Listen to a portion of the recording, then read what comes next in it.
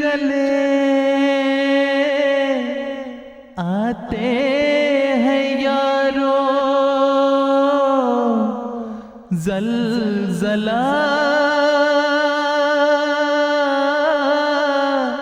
آنے کے دن،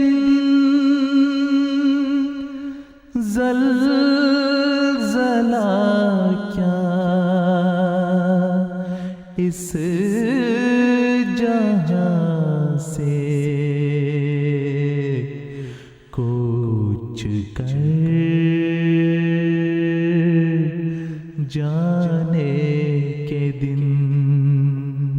حضرت مسیح موعود علیہ الصلوۃ والسلام اپنی کتاب رسالہ الوصیت میں تحریر فرماتے ہیں، پھر خدا نے مجھے خبر دی کہ بہار کے زمانہ میں ایک اور سخت زلزلہ آنے والا ہے۔ وہ بہار کے دن ہوں گے نامعلوم کہ وہ ابتدا بہار کا ہوگا جبکہ درختوں میں پتہ نکلتا ہے، یا درمیان اس کا، یا آخر کے دن،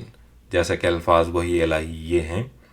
پھر بہار آئی، خدا کی بات پھر پوری ہوئی۔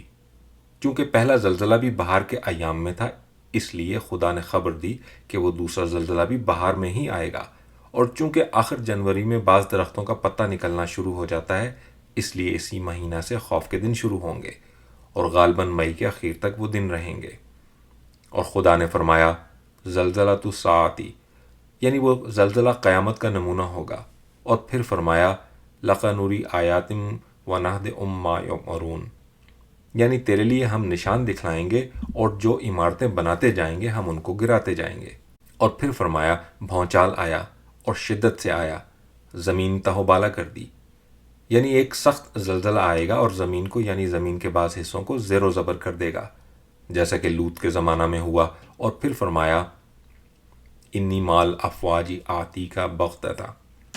یعنی میں پوشیدہ طور پر فوجوں کے ساتھ آؤں گا، اس دن کی کسی کو بھی خبر نہ ہوگی، جیسا کہ لوط کی بستی جب تک زیر و زبر نہیں کی گئی کسی کو خبر نہ تھی، اور سب کھاتے پیتے اور عیش کرتے تھے کہ ناگہانی طور پر زمین الٹائی گئی۔ بس خدا فرماتا ہے کہ اس جگہ بھی ایسا ہی ہوگا، کیونکہ گناہ حد سے بڑھ گیا اور انسان حد سے زیادہ دنیا سے پیار کر رہے ہیں، اور خدا کی راہ تحقیر کی نظر سے دیکھی جاتی ہے۔ اور پھر فرمایا زندگیوں کا خاتمہ، اور پھر مجھے مخاطب کر کے فرمایا قال ربک انہ نازل من السماء ما یرزیق رحمتا منا وکان امرا مقضیا، یعنی تیرا رب کہتا ہے کہ ایک امر آسمان سے اترے گا جس سے تو خوش ہو جائے گا، یہ ہماری طرف سے رحمت ہے، اور یہ فیصلہ شدہ بات ہے جو ابتدا سے مقدر تھی، اور ضرور ہے کہ آسمان اس امر کے نازل کرنے سے رکا رہے جب تک کہ یہ پیش گوئی قوموں میں شائع ہو جائے۔ کون ہے جو ہماری باتوں پر ایمان لاوے بجز اس کے کہ خوش قسمت ہو۔